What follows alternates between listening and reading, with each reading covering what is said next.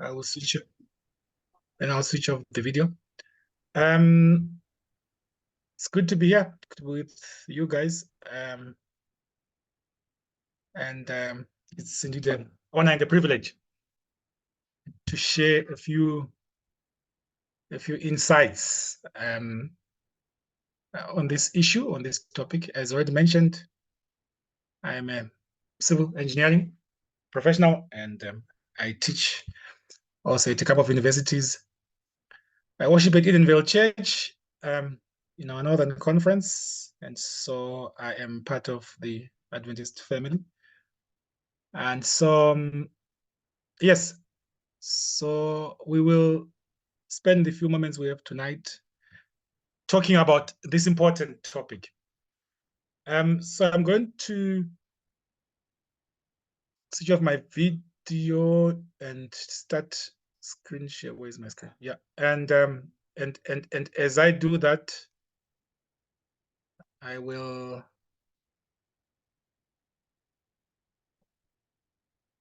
I'll say a couple of things. Where's my slide here? A couple of things. I know it's called communications theory and practice. That's fine. Communication is always practice anyway, and there's a theoretical basis for it. So don't worry about what I call it principles of communication or communication theory and practice. When I was approached to talk about this, I wondered a bit about whether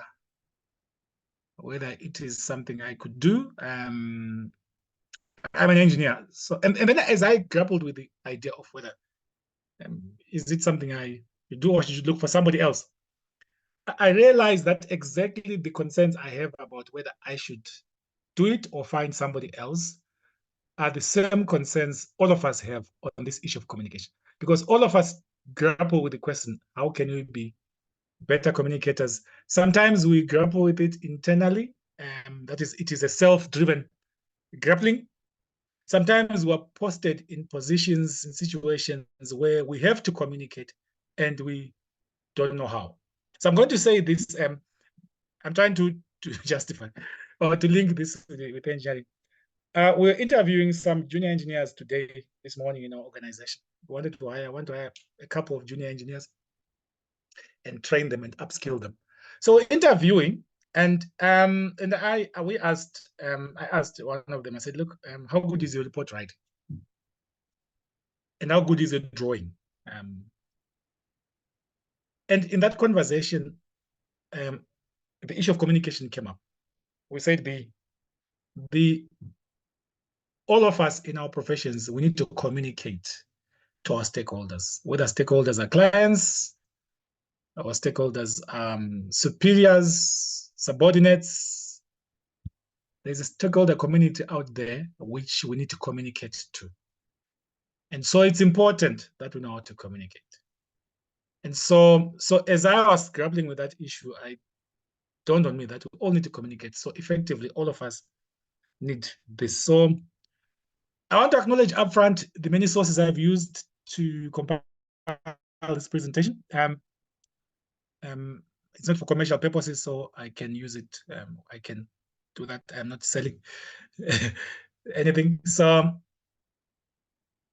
because there are indeed people with PhDs in communication.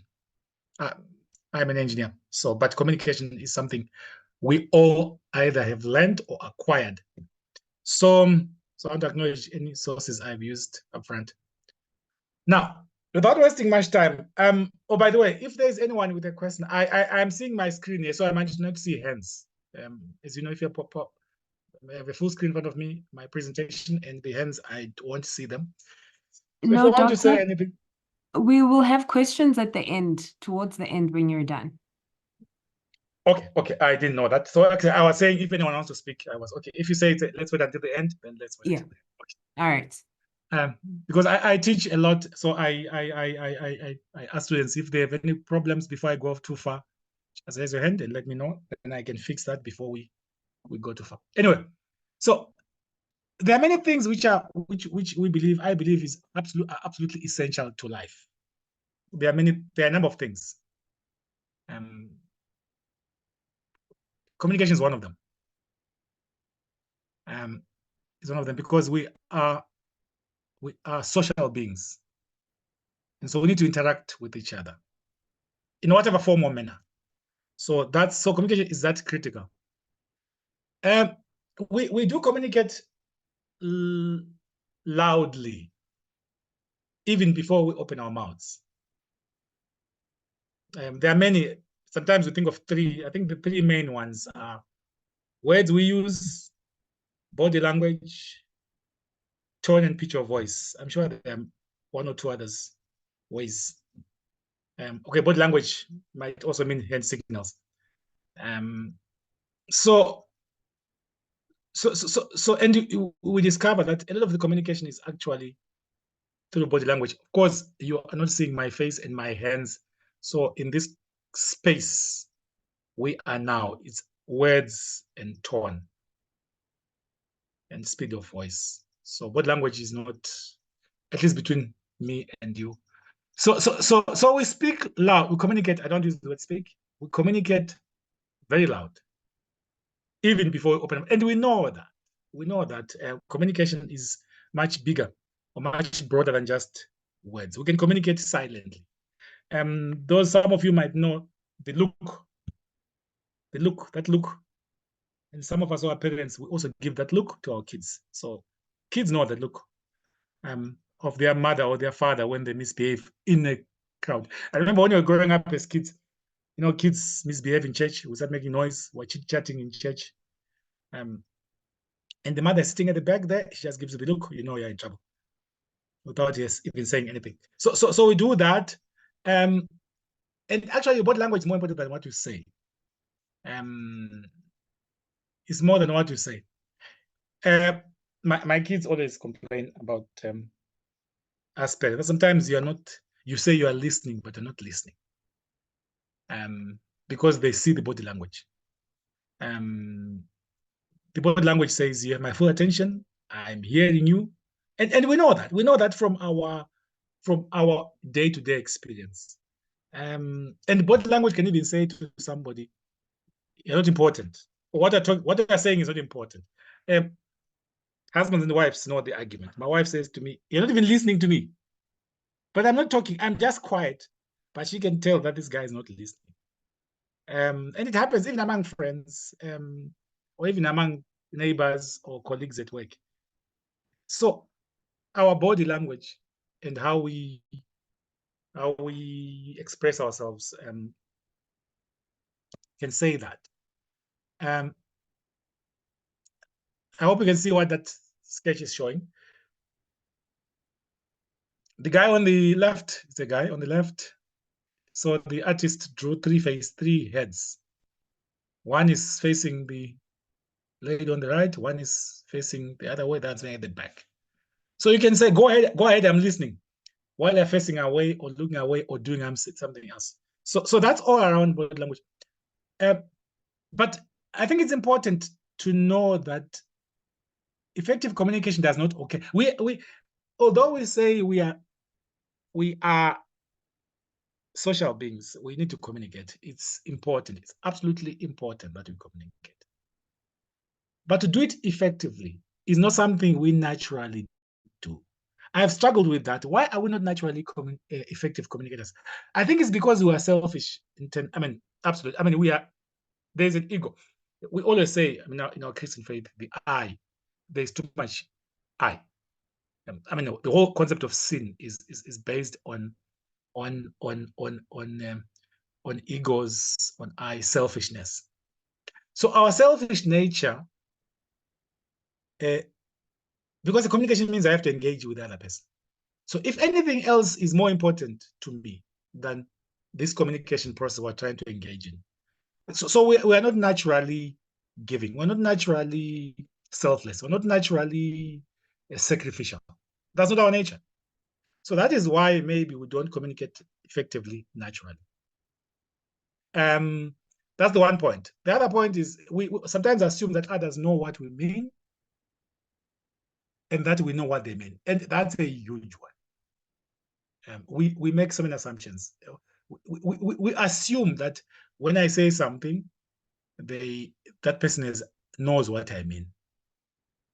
And when they say something, we assume we have heard what they mean. We understand what they mean. And it's I'm not going to give examples because it will go into to become too long. So it happens that I speak. Let me use speak. I know speak. Whether I speak or body language or tone of voice, um, or I can assume that I know what you have said. Let me give you a simple example. Somebody says, "You know what? I have just lost my mother, and it's so painful." And there is a tendency to say, "I know how you feel." Uh, there's a tendency to say that, and you need to learn to know that we don't always know what people mean when they say, "I am in pain." Yes. And when we say something to somebody, we always assume. So we say, I told you. We do that. We have this argument. I told you. But I told you last week that, and we assume that when I told that person something, they knew what I meant. So that's another part of it. So we also stop listening. That's also another challenge of communication. We stop listening. And listening is an art. We'll talk about it briefly. And effective communication requires feedback, both the sending and the receiving ends. So there's a feedback loop which needs to be closed, both the sender of information and the receiver. So feedback gives an opportunity to assure that communication has been effective. As I said, I teach quite a lot, quite a lot. I teach quite a lot students. And I've learned over the years, when I first taught, I was just fresh from varsity, and my first class, I remember my first class, University of Cape Town. So the professor who was taking over, it was his course, so he gave it to me because I was new, so I had to be given courses offloaded from people who were 20 courses. So he gave me his notes, his teaching material, because I was new. He says, "Look, I knew this stuff, but those who have taught know that. You think you know stuff until you start teaching." Let me give you an example. If you're not teaching Sabasu, let me use Sabasu class. If you've not taught a Sabasu class, you will think it's easy until you do it. Realize, I might have read the lesson and studied it, but actually standing and teaching the class is more complicated than. So I went, I got into class, I was ready, I prepared, sat in front of the students, I spoke. I effectively lectured the 45 minutes. And afterwards, the professor he sat in the class to just make sure I was fine the first day. When the meeting afterwards, he said to me, "You know what? I can assure you the student didn't get anything from what you did." I said, "What? I explained this, I did." Says, "No, you did not communicate. You did not engage with them. You did not ask for feedback. You did not ensure that they understood your concepts. Remember, you are an academic. You have a PhD in this thing. You know this stuff. These guys are in second year varsity. They are new. This thing is completely new. You talk to them as if they are at your level." So feedback is very important because it makes sure that we are on par. We understand what I say. And that's why it's important to say, "Did you get what I said? Can I explain something?" Something like that. There must be so as I said, the mode of communication, speaking is verbal. That's what we think is communication. But as you said, you can communicate without even speaking a word. There's also communication by listening. I can communicate by listening. So if I listen to you, sometimes I've listened, I've sat down with people, whether it's family or it's church members or friends, and you just sit and listen. And afterward, they said, "Thank you." But I never said a thing. But the sense that your listening it communicated a lot, your listening. I know we don't like listening. Most of us don't like listening, especially men. Don't like listening. We think it's a waste of time. But it is important that we listen. Writing is a lot of communication. Reading is also communication. Some things are very obvious. Verbal communication, because you are leaders, you will be leaders. You are leaders. As master guides, you will be leaders. Actually, yeah, you're leaders in many spaces already, whether it's at work or at church or in future. So verbal communication is very important and critical for a leader. You need to be able to communicate. We're going to talk about verbal mostly, Because it's clear for a leader because you lead by communicating. You lead by communicating. You lead by because you need to express your vision, communicate your vision. Sorry, you need to communicate your vision. Some of the greatest leaders the world has ever had were characterized by brilliant communicating skills. I studied in Germany, and so I'd done history of Europe when I was in high school.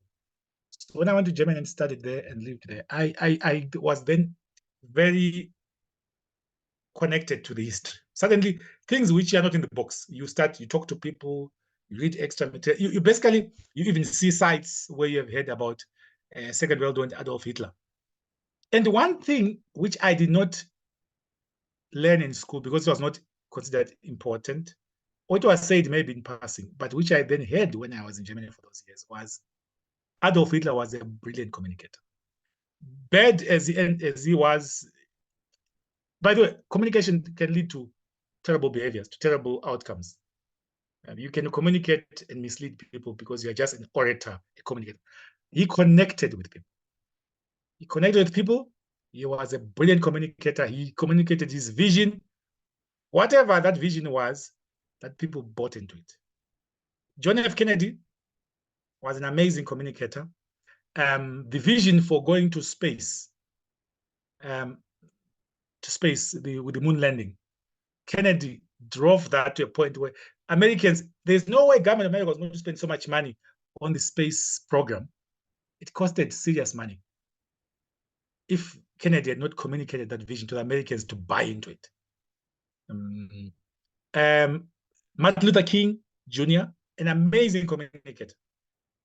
His vision was communicated to the people. And there are many. I'm not going to talk about African political leaders because I might get myself in trouble. But I'm just saying, and even in the church, some of us, we have some leaders in the church who have experienced, who we know they inspired us because they were brilliant communicators. So you need to be able to articulate and communicate your vision and your direction. You can't lead without communicating. Most people don't have trouble talking. Talking is not communicating, by the way. We can all talk. We can all produce sound and say whatever I want to say. But most communications have to do with words. Okay, so that's important. So when you do for verbal communication, you need to examine your speaking style. It's important that we, as believers and church goers, we see this every Sabbath. I want to preachers, for example. Okay, preaching is not the only place where communication happens. For presenters, we see that every Sabbath. We some amazing orators, some amazing communicators. We're not judging people's characters here. We don't, because sometimes I've gone to churches, I'm a visitor and there's a preacher there and I say, yeah, it was amazing, but I don't even know the person, whether what they speak corresponds with their life. So we're just talking about communication. So examine your speaking style, whatever it is, you need to examine it. How do you communicate? I'm talking about verbal communication. Many of us do say, if you want to hear to examine speaking, please watch your own recording. I hate listening to myself. Our church records sermons, and I never listen to my sermon. I don't, because I just hate the sound of my voice. And I've heard people say that, so I'm not the only one who say they hate their own voices. Somebody said, if you like the sound of your voice in a recording, then you're an amazing speaker. Some of us use, and you can look at your mannerism, what happens to your hands, what happens to some people put their hands in the pocket, they scratch their head. So don't overuse jargon. Do you overuse jargon? Some people use jargon. Is your voice gentle, soft, harsh, or intimidating? Is your style too formal or too casual? Do you have an accent that makes it difficult for others to understand you? Accent is an important thing. It's the tricky one because we're born with the accent. You go to America and you start speaking English, some of us, they'll never hear what you're saying because of accent. But you have to work on it. You can't do anything about it. It is you. So verbal communication has those. And okay, that's verbal communication. Effective listening is also part of communication. Listening is an important part, very important part. Some people argue listening is more important than talking. Effective listening, it's more important than talking, because it's more sacrificial to listen than to talk. Somebody comes to you and start making accusations against you. The tendency is to respond and say, no, it's not true, or what, even if it's true, to justify why you did what you did or said what you said. So there's nothing honorable, there's nothing sacrificial about talking. As I said earlier, our human nature is self-centered, and so part of our defense mechanism is talking, and we do it very effectively. Not effectively, we do that very often. Effective is different. But listening means I'm going to give you time to say. I'm going to give you time to say what you want to say. That's already number one. I have already put myself back and allowed you to speak. Listening also says, even if everything in me wants to speak back, I will restrain myself. I will hold myself. So listening is a gift. I think talking is nature. It's a nature. Of course, everything is a gift from God. Even our voices are a gift from God. But listening is really a gift. Listening is a gift. To go to a bereaved family or somebody who is in pain and just sit there and listen is a gift, because we're very quick and to try and speak and tell them how to deal with an issue. We're very quick to do that. We like to doing it. We come with solutions already. We have read the Bible text. When you read the story of Job, it's a classic example of this communication thing, effective communication, talking and listening. Job's friends get to Job. You know the story. Job has this disaster on him, lost everything, in pain, sitting at the outside of the home, and the wife told him, curse God and die. So his friends come. The Bible says they sat with him for 7 days because his pain was very great. So Job sits there with his friends. I know they did not speak. Definitely they didn't speak. Job might have spoken. I think he spoke. They did not speak. And I think that was the best part of the visit. Afterwards, you know what happened? They started accusing Job. You sinned. That's why no one gets into trouble like this without having sinned. And they make accusations and allegations to Job. And Job is defending himself. I did not sin. And Job says at some point, please bring God here. God sits in one corner. I sit in one corner. I'll find a neutral judge who's going to adjudicate our case. I will put my case to God that I don't deserve this, and God must put his case, and you want a neutral judge to judge who is right or wrong. So there's a whole conversation. As soon as I start talking, it becomes a mess. And of course, at the end, remember, if you read the story again, you find that at the end, God even accuses the friends of what they had said. So listening is a gift, because we are not very generous with gifts. we don't give away gifts. We're not generous with gifts, unfortunately. Listening allows people to speak. Communication is what is heard, not what is said. And so listening is very rare. Communication is what is heard. So you need to hear and not just hear the words. You need to hear what is being said. As I said earlier, if somebody comes and says, I am in pain, we hear the words, I am in pain. But we just hear what is said, but did you hear what was said? So listening is very rare. So it is a gift. And so we need to learn how to listen. We listen with empathy. We're supposed to listen with empathy. We all know that. I mean, we are Christians. We have sort of seen that in practice, even maybe practiced it. To be able to listen and experience and participate in the feelings of others, it requires that I not only hear what is said, but how it is said, and also hear what is not said. They always say, sometimes we say more by not saying. Sometimes people say more by not saying it. So what is not said is often very, very interesting. It's always very interesting when it's not said. What is not said is sometimes very so, and so that requires listening with empathy, or engaging with empathy. So that's why we all sometimes need to get to check, did I hear exactly what was said? And some of our problems in relationships with people is this thing of not hearing. We hear the words, but we don't hear what is said, and don't even hear what is not said. Let me see. I think I'm not going to do this. Let's see whether this thing is closing myself. So when I ask you to listen to me, you start giving me advice, and you have not done what I asked. Yeah, exactly. I asked you to listen and start giving me advice. Those that are married or in relationships know this big story, big issue between husband and wife. The wife starts talking about a day, and we start already giving you advice. My wife comes from work and she talks about the challenges at work with colleagues and work and what. And I quickly say, why didn't you tell the colleague to behave? Why didn't you tell the colleague? Why didn't you do this? Why didn't you do this? So I think I'm helping by giving advice, but actually I'm making it worse. Because in that, by the way, when I do advice, I'm implying you didn't do what you're supposed to do. So I'm making an accusation subtly. So if she comes and says, no, know what, I couldn't finish my work, because what? Then I say, but what? Then I say, but you could have planned it properly. You could have just cancelled your break. I'm already saying you made a mistake by not doing your canceling your break. So I'm already making an allegation. Yeah, I would criticizing her.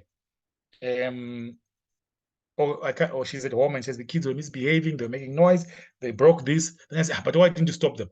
I'm trying to give advice so that in future she doesn't stop them. She stops them, but I'm already accusing her of neglect.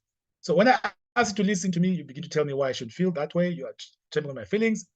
When I ask you to listen to me and you feel you have to do something to solve my problem, you have failed me, strange as that may seem. Men on the group, on the call, don't give your wives, relatives, mothers, sisters advice unless it is absolutely us. I know it's in our nature. I'm an engineer, and we solve problems by nature. We are problem solvers. That's what we do. I'm sure other careers professionals do that as well. We have a friend, our church members.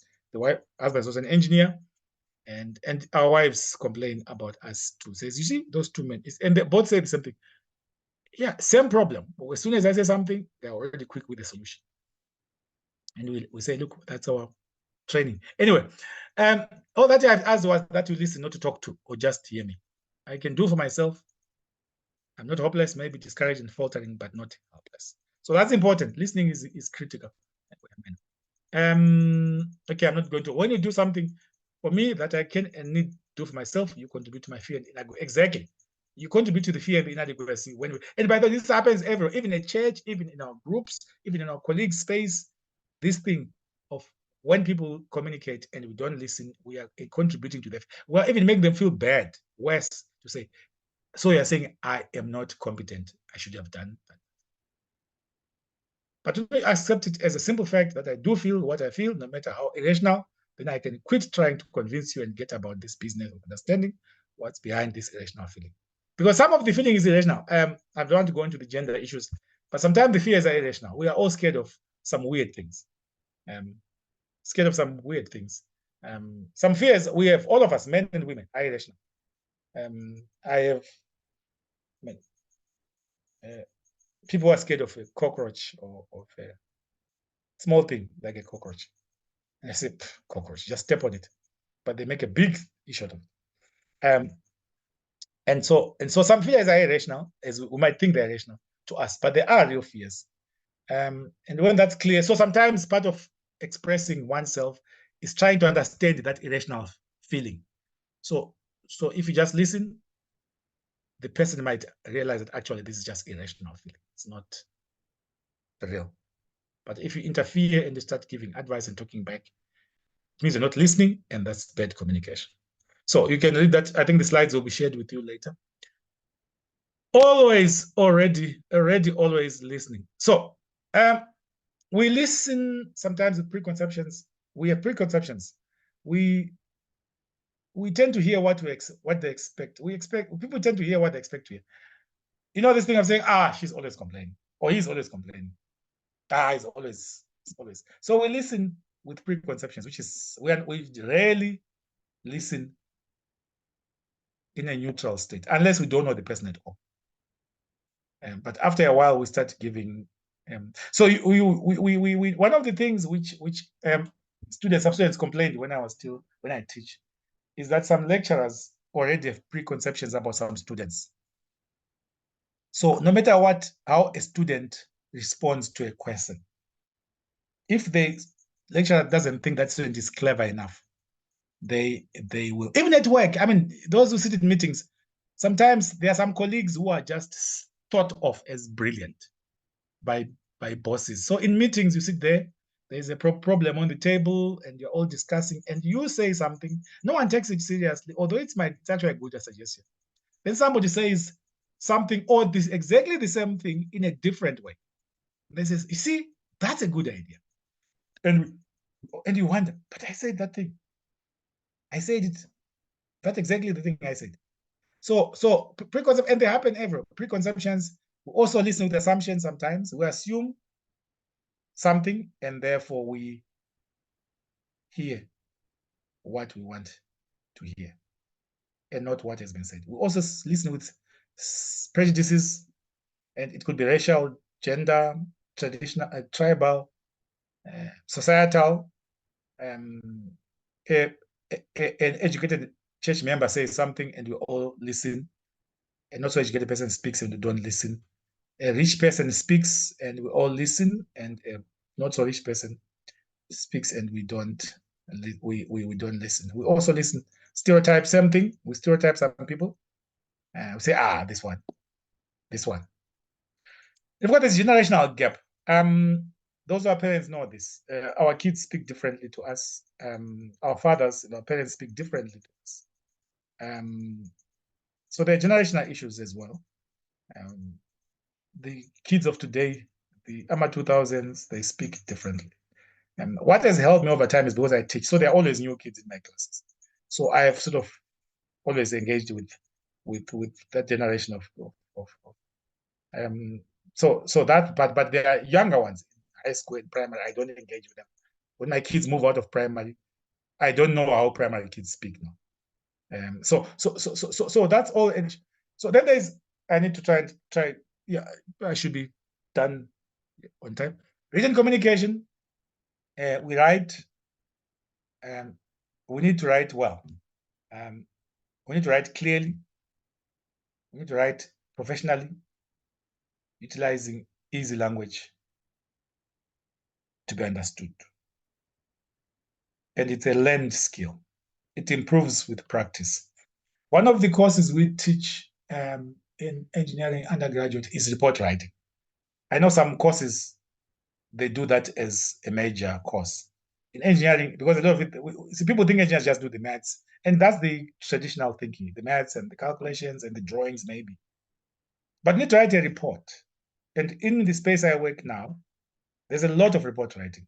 So we do a project, or we do some assessment. Then you're asked to communicate to that. And remember, I'm not communicating to other engineers. I'm communicating to maybe the leader of, say there's a problem in the city of Joburg. There's a building. Let me just use a simple example. Building falls down, or there's that explosion, there's fire, and there's an engineer asked to go and do an assessment. And they have to write a report. And the report's going to be read by the city manager or the HOD in the premier's office or the mayor's office. The person is an engineer, but it's written by an engineer. So I need to write well without being overly complicating the stories, and communicate the message, even if to a person who is not in that space. If you're going to professional writing, correspondence, as we call it, I'm just running through these things. You get the slides, you can go through them again and think about some of these issues. Keep the message short and concise. We should not. I write for an Adventist journal. I write things outside my space. It's not even engineering. an Adventist journal called Adventist Today. So I write, I'm a contributor for my sins. I know I end up doing that.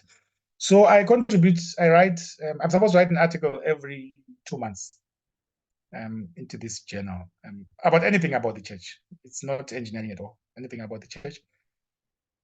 And so one thing I've learned, I was told by the editor from the beginning, 2,000 words maximum.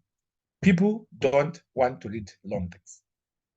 Of course, people are different. There are some journals where they write a lot. Theological journals, for example, the papers are big, 15 pages, a theological article. So you need to be able to read. Legal papers are big. But if you're going to write for the general population, it's neither lawyers. Everybody who reads that journal is anyone can read it. Any church member or other church member, any person. It's supposed to reach anyone. It's not a specific discipline. Say only theologians or scientists read it. So if I'm going to write that, they say it's 2,000 pages, 2,000 words, not more than 2,000 words, because people don't want to read. And it must be concise and to the point. Don't waffle around for too long. If you're introducing a thing, then start your introductions. But after that, you must go to the point. Also focus on the recipient's needs, know who you're writing for or writing to. In my case, it's everybody. In our case, that are general. So it's difficult. Sometimes I wish I could go into details about some issues, but I realize, look, not everybody will be able to understand what I'm talking about. So I just have to be careful that even my mother should be able to read it and understand it, and as well as the professor sitting somewhere and understand it. Also use the paragraph to set context. So your opening is key. And we also, whether it's in writing or even speaking, it captivates. Those who preach know this. Your opening is critical. You either lose the congregation or you get them. Preachers know that, or public speakers know that. If you start waffling from the beginning, people will switch off. We know that people switch off. So your opening paragraph, set the context, and conclude with a summary. So in case some people just jump. Some people don't read everything. They read the first few paragraphs, read the last paragraph. So you know that you can't force them to read, but you don't want to lose them, not to get to what you're trying to say. So at the end, you just put the concluding paragraph. And now I'm going all over the place, but it's broader than this. So I need just to cover all the bits and pieces. Of course, review and revise as needed. Use grammar and spell checks. Oh, this one is big. We must use proper grammar. I know English is not a first language for most of us, but at least if you want to get somebody to correct your grammar, please get. If you're going to write a public thing, please get and spell check. Spell checkers are now common. I supervise students in their research thesis, both undergraduate and master's and PhD students. So I supervise their thesis. And sometimes it's painful to read some of the master's theses which are put on a desk. You think, yo, this guy, what is he trying to say? And the language is everywhere. But it's an art. It's something you need to learn. You learn by practice. You keep writing. You keep writing. I always tell people that they must write. Keep writing. Keep writing. We're talking about communication, by the way. Keep writing. Keep writing. Write everything. Write continuously. Write for articles. Write for newspapers. Write in a church magazine, if you have a church magazine. Write. You get better with it. One of the senior preachers once said to us, says, it's like preaching. Some of the preachers who captivate us, who preach to us, they've been preaching for a long time. Ask them what was their first sermon like. Those who preached know that your first sermon was horrible. You thought it was easy until you stood in front of them and realized, yo, this preaching thing is complicated. As you preach more, as you write more, as you speak more in public, even public speaking, as you speak more in public, you find that, as I said, teaching. I said my first lecture was a mess. I think I've got better with time over the years, because I've now learned what works, what doesn't work. I've revised some of the methodologies. Okay, so same thing with writing. Don't worry, we'll finish on time. We're almost. So I'm not going to speak about the elevator speech, but that's it. If you are going to interview or to marketing, or if you're going to make an impression, you better be able to do it effectively.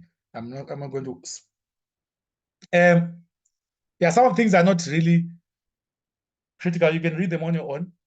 When asked to speak about an issue, we're talking about communication. We want to communicate about an issue or a problem.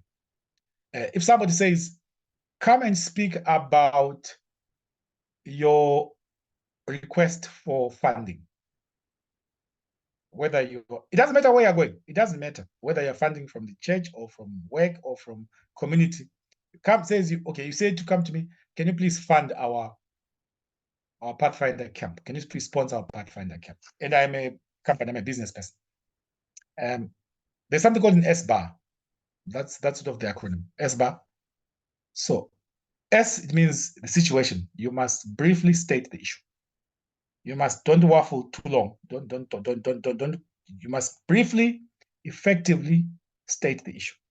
You are here to request for sponsorship for your Pathfinder camp in October. If you need to explain to the person what your Pathfinders are, that's another. But you must briefly state. And then describe the context and the background. That's the B. And then state what you think the problem is. So you give to that, and then recommend how.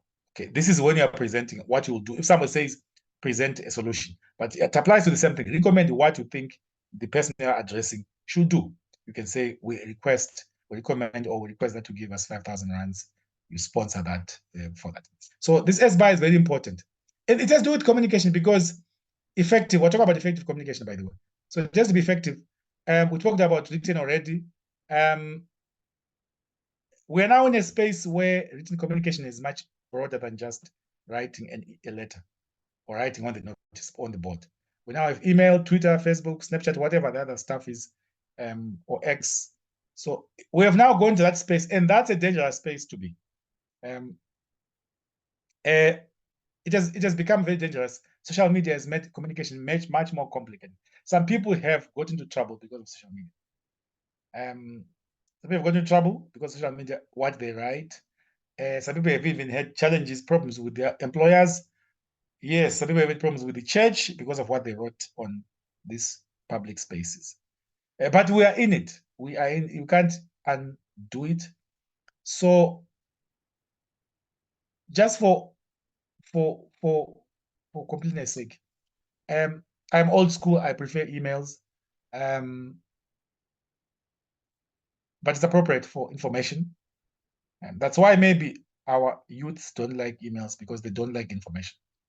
I'm not a fan of this Twitter thing. But because I don't think it's informative. I think it's a lot of just throwing in statements. Those who know it might like it. But it's not appropriate for difficult conversations.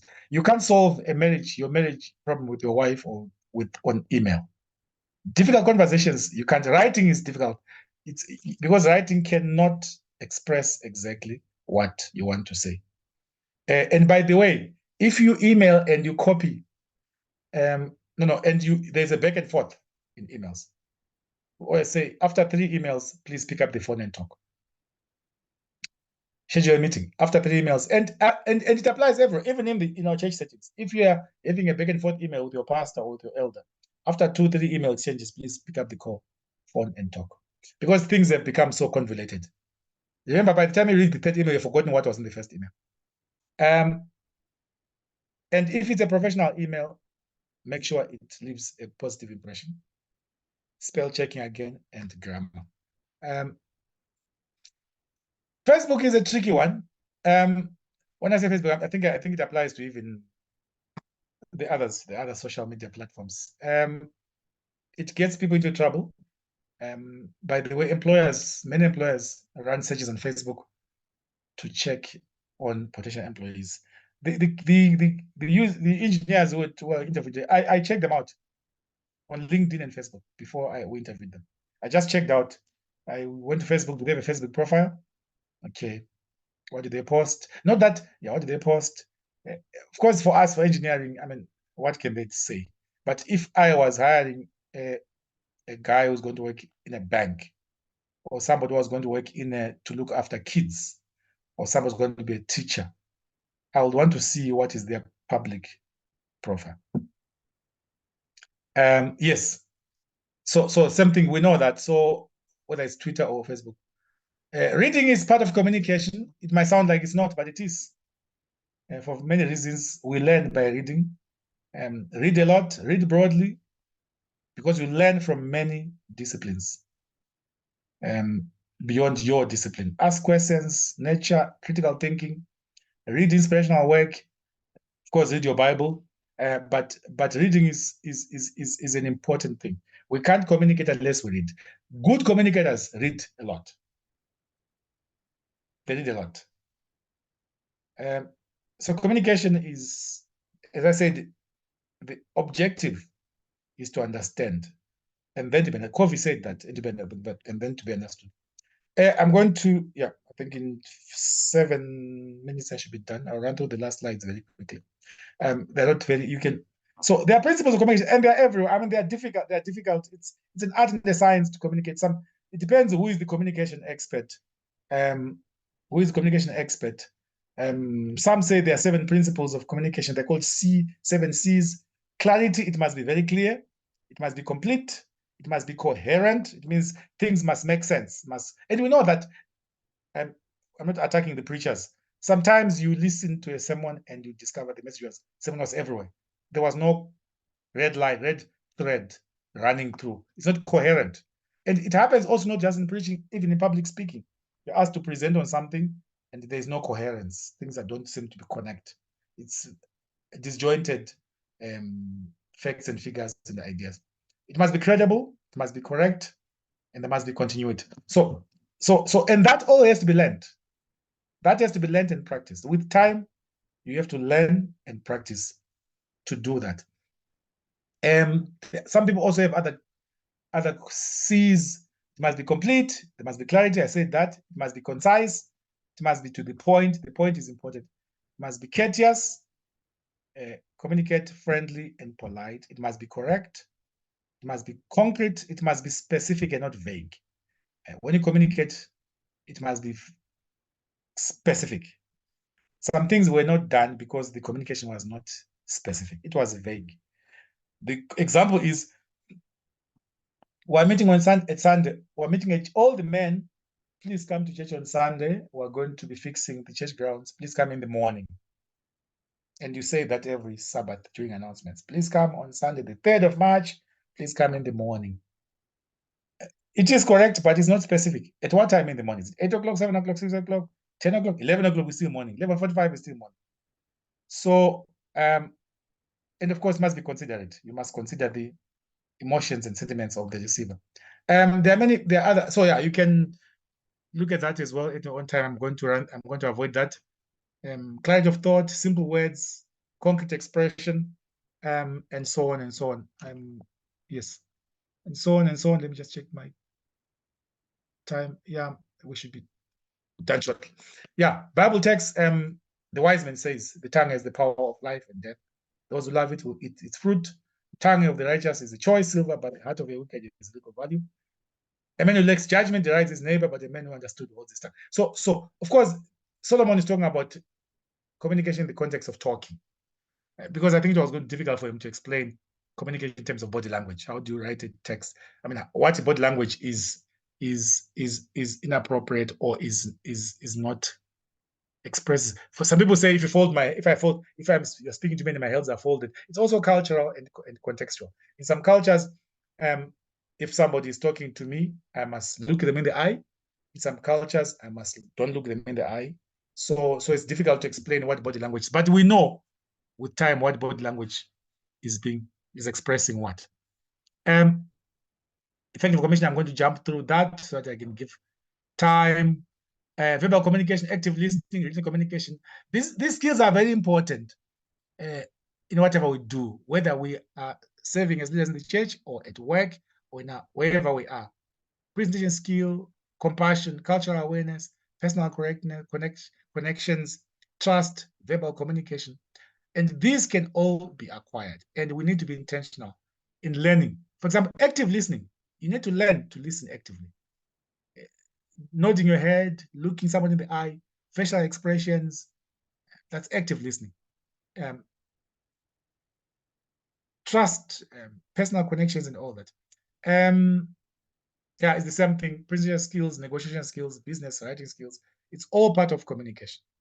You influence as you communicate. As I said earlier, some of the greatest leaders we have ever had in the world were influential because the way they communicated. One important issue which we struggle with, cross-cultural communication. It's a difficult one. I married cross-cultural. My wife is not same nationality as myself. And I remember, okay, we're married for 20 plus years now, 21 years. No, 22. I'm happy she's not here. She would have said you've forgotten. 22. Anyway, so I remember the early days. The way we communicate in my culture is different way they communicate their culture. Just talking, for example, just talking. And it was a bit of, and I didn't understand why she's not hearing me. But it's because I didn't understand this cross-cultural thing. And cross-cultural is not necessarily tribal or cultural. It can be even cross-generational communication or cross-gender communication. Cross-generational communication. Only when you have raised kids or have spent time with kids or with youth, you begin to understand how they speak. And if you want to get to them, if you want to reach them, you need to be able to communicate. Okay, there's a graphic about how communication works. You can look at that, sender, encode, decode. So you send a message, it has to be decoded, send a signal, and in between there's always noise. There's always interference in between. The receiver must decode it, and sometimes there's always a nightmare, a problem there. Relationships are influenced by communication, where there's low conversations. People tend to be highly protective and conform. So relationships where there is no talking, it becomes like an army. You're just told one word, march, and you march. Walk, stand up, wake up, do this. Because there's no converse, there's no communication. Where there's high communication, it's consensual. People agree on things. So you can look at that and make sense out of it. There are barriers to communication, many barriers, physical barriers sometimes. For example, now we are on this platform. So there's a barrier in terms of physical. We have distance. You can't even see what I'm doing with my hands. I can't see your reaction. I can't see your faces. That's why when I teach online classes, I struggle because when I teach in a physical class, I look at students and I can see, look, they're lost here. They don't know what they're getting lost on this issue. So I can say, okay, I can see that they didn't get it because I can see people's face that they are lost now. So I have to say, okay, let me do it again. Let me explain again this issue. But when I do online teaching and I see square boxes in front of me, and I don't know if the guy is listening or is falling asleep or they've gone to have a cup of tea, or they are not even in class, I can't tell. So there are barriers: time, place, space, climate, noise, choice of medium. Then there's barriers caused by wrong choice of medium. Maybe you can't teach children's class on Zoom, for example.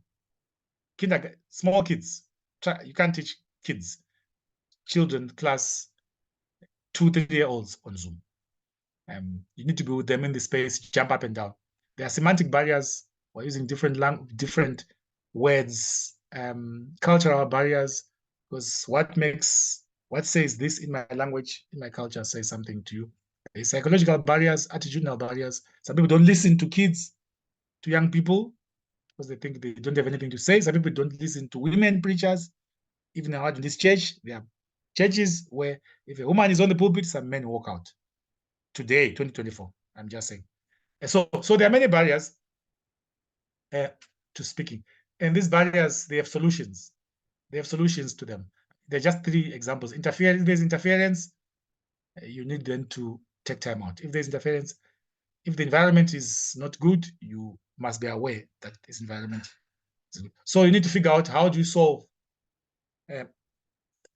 this barrier story. Benefits of effective communication. If we communicate well, we will have stronger bonds between people. We will have relationships which are strong. We will improve our professional skills. We'll be more confident. Strong business. I see this green one is for me a big issue in my career, in my job, because I need to keep my clients happy. Even if I don't have a solution for them, even if I have not solved their problem, or if I'm struggling to solve it, but because I communicated well with them, to them. The relationship remains strong. Our kids tell us they are not if parents and kids communicate well, even if there is problems, the bonds remain strong because everybody knows that everybody cares. More productivity, we can make decisions better if we communicate better. So I'm going to end with 2 Bible texts and then I will stop. Ephesians, Paul says, let no corrupt communication proceed out of your mouth, but that which is good to the use of edifying, that it may minister grace unto the hearers. That's the Living Bible. I find it very, very, very profound. Communication must edify. Edify might sound like a church spiritual word, but it means it must build people. It must build people. So whether we are communicating at work or in our professional settings or at church, people must live. After that, people must have been built up, encouraged. Even in difficult, I had a boss in my other job. Even if we are struggling with the project, we are struggling with the project. We have no solution. We are struggling. The client is on our neck. He's asking where am I getting my solutions, and we don't know. So he will speak to you, and you live edified. You go home and sleep and say, look, guys, we can't fix this for now. We need to meet the client tomorrow. Is going to be unhappy, but we are being built up. Must minister to people through the way we speak. And of course, James says, be quick to listen, slow to speak, and even slower to get angry. And James put the things in order of importance. Listening, speaking. By the time we get to anger, something has gone wrong. So as I said earlier, our human nature is to speak. So listening is a bigger sacrifice than speaking. So I think that is what I prepared for today. I'm going to stop the share. And as I said earlier, I tried to touch on many things, so it might sound like it was all over the place. Maybe it was all over the place, but it's important. I think I've covered all the key issues. The slides will be given. I'll share them with whoever needs to get them, and then you can distribute. Thank you, my leaders. It's 10 to 8. I was told we finish at 8. I'm sorry I took a bit longer. Thank you, Doc, for the packed presentation and communication. We are going to take few questions before how many minutes? With few minutes which are remaining. So, any questions from the audience?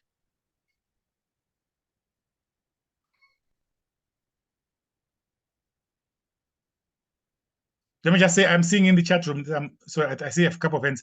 Yeah, somebody say, please share the presentation. We will share. You just tell me, please, afterwards, who do I send it to? That's fine. Let me see.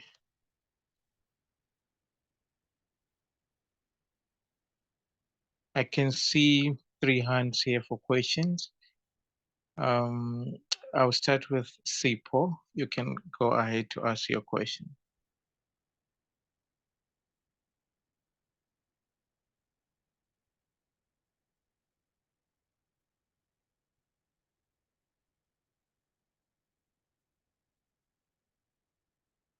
Sipo, are you there?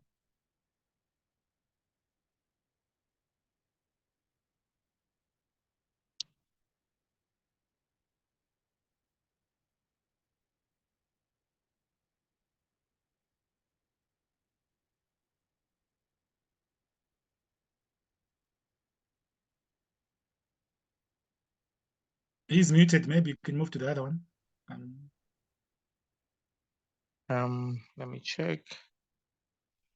Sipo, I don't know if you can hear us. Luyanda, you can ask the question.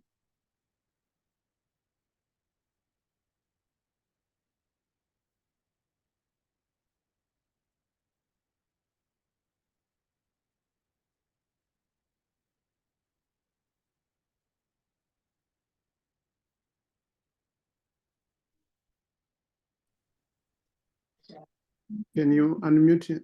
Can you unmute them, my leader? I think you've got co-hosting.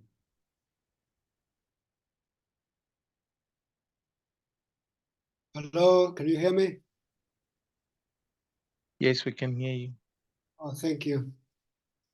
My question relates more to conversational communication, where Who is speaking, by the way? Sorry. my name is Sipo, and I'm from Sancton Church. Okay, that's okay. Okay. So in a conversation, what tends to happen when some people speak, but it looks as if nobody is hearing? What alternatives can they have when, for example, the message does not seem to bring a response? Is it because maybe one is too, I don't know. My elder, you may ask a difficult question. And I'm doing when you can't ask that question. That's a difficult question. you know, it's is it and that's a leadership challenge. Leaders stand up and they speak and nothing seems to move, nothing to happen. People don't seem to. I don't know whether it's because you did not communicate properly, or maybe you're not aligned maybe people are not in tune with your vision. Yeah, I hear you. I don't think it's just always a communication. Adolf Hitler, okay, let me use Adolf, because for me it was a fascinating story. He moved the nation to be suicidal, and leaders of cults do that as well. So whether it's your communication skills which are lacking, or you just did not read the room and get a sense. There are many reasons. There will be many reasons. I don't think it's just. That's all I can say. Thank you.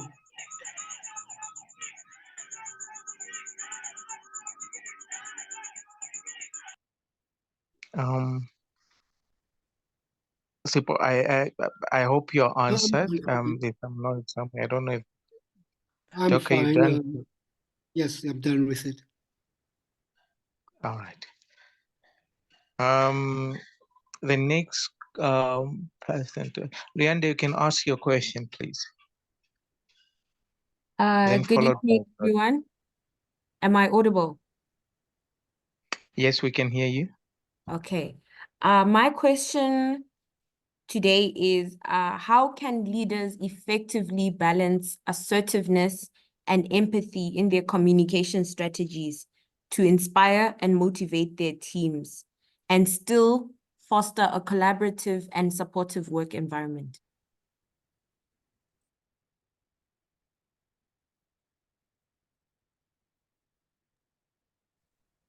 Doc? Yeah, it's a very important question. It's very important because I wanted to look for I'm trying to find a slide here. I found the slide here. Let me share this slide, which I skipped through it very quickly. I ran through it. I passed through it very quickly. Let me just share it. The triangle, the three aspects, the three things: effective communication. What defines effective communication? Let me do that. Yeah. So there's assertiveness. A leader must lead, and the leader must lead. And we know when leaders lead. You don't lead always with weakness. Okay, I don't know what was of assertiveness. Then there's empathy and inquiry. I think the inquiry part, the third leg. You spoke about assertiveness and empathy.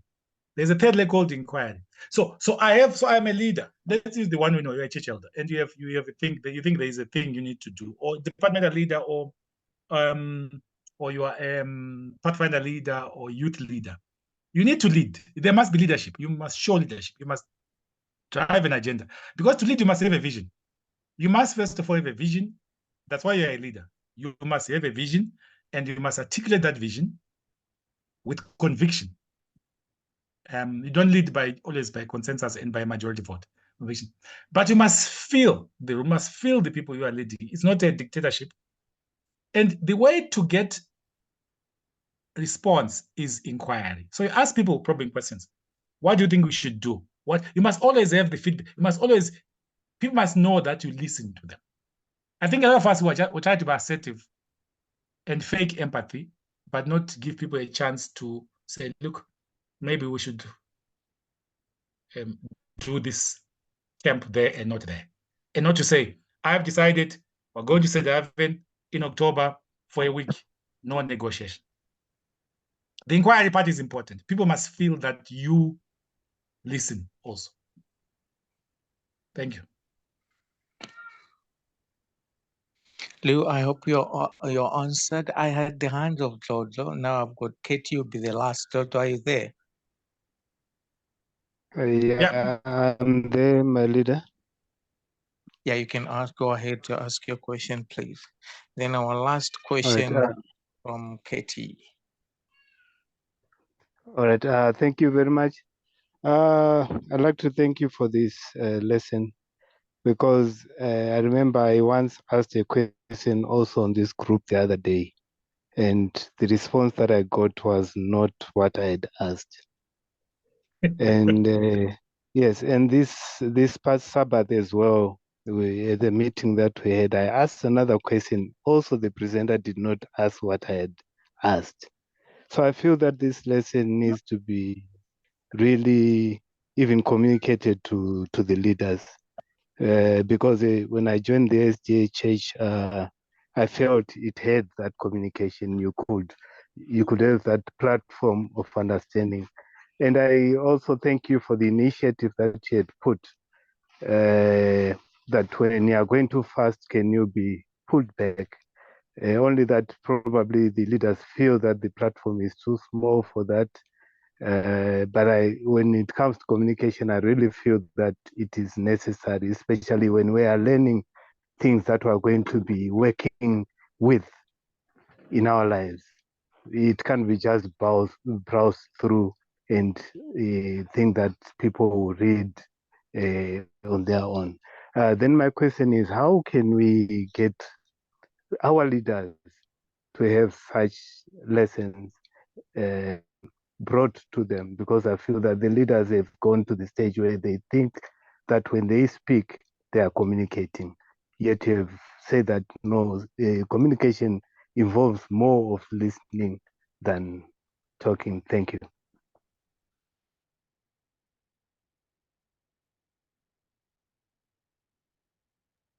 I don't know if I can talk and say what leaders should do, but I think all of us are leaders. I think we need to engage each other on these things, especially those of us who sit in committees, leadership committees. If you sit on the church board, I mean, that's where most of us might sit. On any leadership committee, on a departmental committee, I think we need to keep on engaging our leaders. Say, look, you need to be able to communicate effectively. It's a part of the resistance. Part of the resistance, and we are seeing it now. Those who are we're in the church, you see it that our youth. I'm sometimes worried about our young people. Seriously worried about young people, because as a church we have somehow failed to know how to communicate to them in a way which makes them want to be part of the organization. And the youth today are not like us youth of our time will be beaten up to conform. These ones, you can't beat them up. So you have to convince them through communication. And so it's important that we do that. So I think my quick answer is, wherever you are, find yourself in, as if you can influence leadership attitudes, please say it. Say it.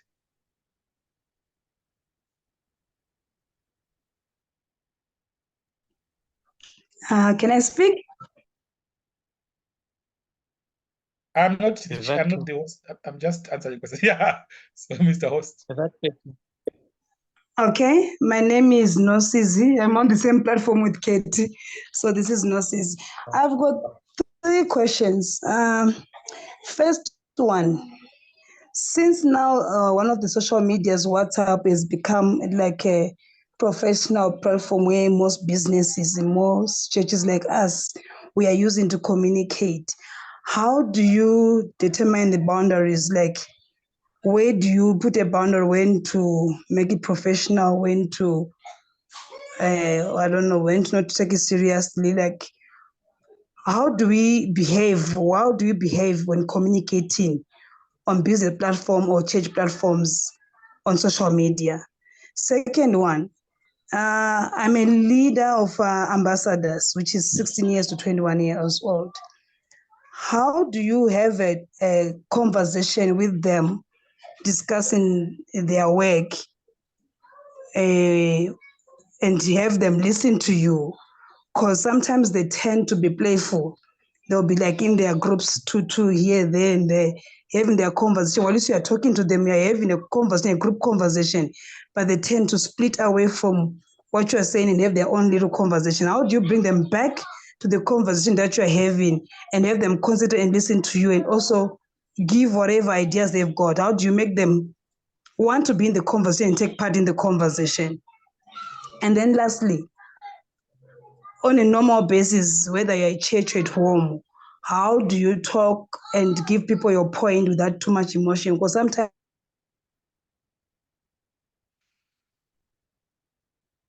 Are you still there? I don't hear like myself, Okay. Do we have time, Mr. Chair? Okay. Shame. Yeah, Okay. yeah, those are Yeah. that's That's the the first questions. question. Yeah, they are very important questions. They are very important. I wish we had time to maybe engage. Look, I don't claim to know everything, to have answers to these things. But a lot of it is out of experience anyway. So WhatsApp needs to be, you see, you have to have rules of engagement. I think like every communication platform, there has to be rules. If you have and we're all in 2030, I was counting last week, I think I'm in 35 groups. If you count everything from family groups to cousins, to uncles groups, to church and church board, and work and project groups. So I think there has to be some rules.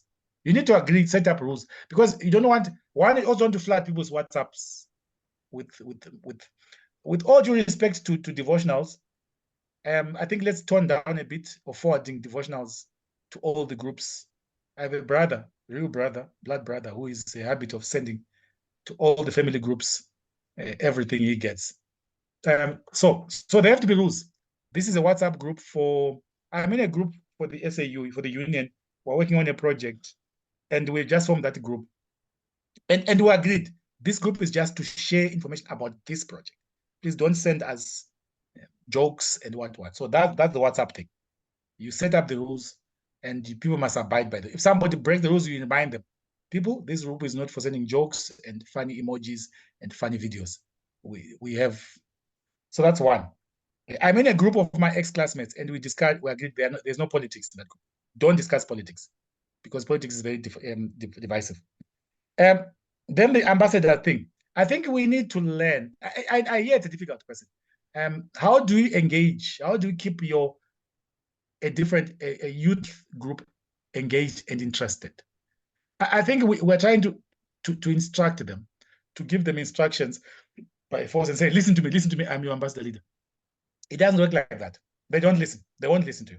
And what are you going to do if they won't listen to you? You can say you kick them out of the group. Then what have we achieved if we have kicked them out of the group? What have we achieved if we have removed them and say, you guys don't listen? So because we're supposed to be redemptive, remember, we're supposed to be redemptive. So we need to engage. It's a lot of hard work. It's hard work to sit down with them, maybe in an informal place, not in a formal meeting, to say, okay, guys, we're going to have a social afternoon. Let's just sit down and talk with each other. I want to hear you. What keeps you captivated? How do you want this to happen? How do you want this to be done? What don't you like? Because they tend, as soon as we give instructions, they switch off. I mean, those of us with teenage kids, we know that. We need to know how to speak to them. So I think you start by at least ask them, what is it how they want to be engaged? And then they'll tell you, this is how we want it. And you discover sometimes they don't even have an answer. Then you can say, guys, you have no answer, so you have to use my method. That's important. Talking without being emotional, it's you have to learn. You have just to keep emotions. You have to learn. There is no, we are who we are. Some people get emotional very quickly. Some don't. Some are cold as ice. Everything is screaming and burning. They're just cold. They don't shout. Others will shout after the second time or the second line of the conversation. So we need to learn. We need to learn to keep, even the Bible talks about, we need to learn to keep our emotions in check. We have to pray about it. We need to actually say, God, help me. And one of the things you do, you walk away. My father always said, if it becomes too heated, it was before I got married. He says, my sons, we are 5 boys. My sons, when you're married and you start arguing with the wife, just walk away. Walk away, go take a deep breath, and then come back after and say, look, now we can talk again. So sometimes when emotions become better, take the better of us, we just need to walk away and say, look, I can't talk now. Walk away. We'll engage when I am calm. Yeah, so those are my thoughts. I don't think they're in any book, but those are my thoughts on this study. Okay, thank you, Doc. We've come to the end of the program for today. Nozipo, just to add on that, right, on your questions, I think you have to read the Pathfinder Basic Training course. It will help you on that because there are such issues when it comes to that age, because some of the age is their nature.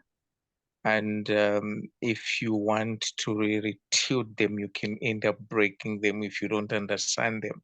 So I think you have to understand them first. In closing, I'll ask our VC Jerome if there's any announcements. After the announcement, you close in our prayer, my leader.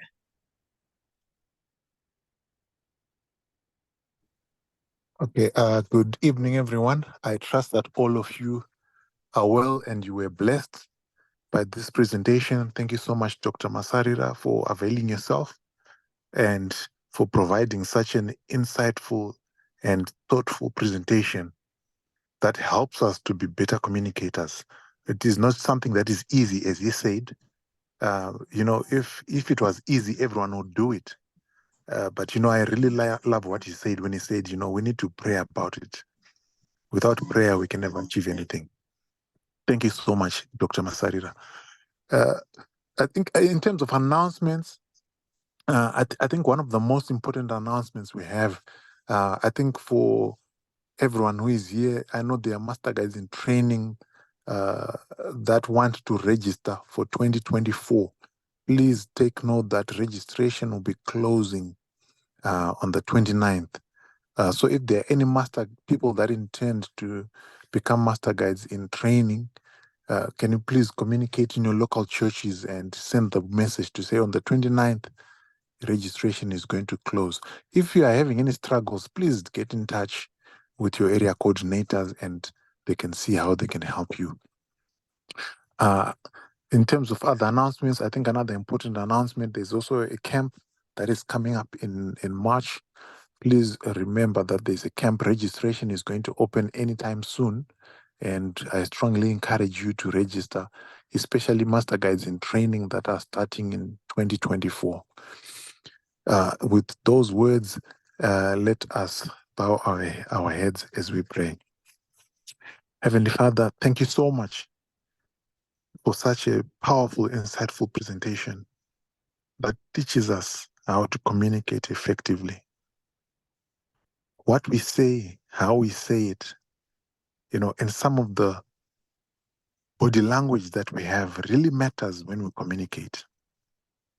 Heavenly Father, we know we cannot be great leaders if we do not know how to communicate well. May you guide us and lead us so that we are great and effective leaders and effective communicators for your kingdom. May you lead us and may you pour your Holy Spirit upon us so that in everything we do, we can be able to be focused on the mission that you gave us. The mission of spreading the word for this, so that Jesus Christ may come and take us home. Heavenly Father, I'd like to ask that you bless Dr. Masarira in a special way, him and his family, as he continues in his ministry serving you. May you bless his hands, may you bless his businesses, may you bless everything he does, so that your name may be glorified. I would also like to ask that you bless each and every candidate and each and every member that was in this Zoom. May you also bless their families abundantly. May you help them, Lord, to be great leaders. Thank you so much for hearing and answering our prayers. May you protect us and may you be with us as we are going to rest tonight, so that we might have strength to accomplish and to face the challenges of tomorrow. Thank you so much for hearing and answering our prayers. In Jesus Christ's name we pray. Amen. Amen. Amen. Amen. Amen. Good evening, everyone. Amen. Thank you. Amen. Amen. Amen. Good evening.